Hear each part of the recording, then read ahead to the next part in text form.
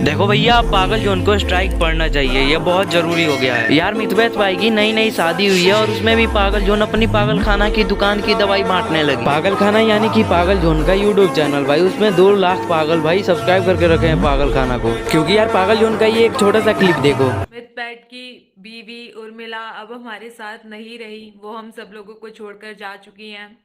मतलब आप ही बताओ भाई, इस लड़की का कोई करे तो करे क्या। देखो भैया, मैं तो यही कहूंगा कि भाई ये कभी भी किसी भी यूट्यूबर का अगर वीडियो क्लिप यूज करती है ना, तो भाई उस यूट्यूबर को इसको कॉपीराइट स्ट्राइक देना चाहिए। क्योंकि भाई आप कुछ भी कर लो भाई, ये कभी भी सुधरने वाली नहीं है, ये है ही पागल। यार जाने से पहले वीडियो को लाइक करके चैनल को सब्सक्राइब कर देना और हाँ, कमेंट में RIP पागल जोन जरूर से लिख देना।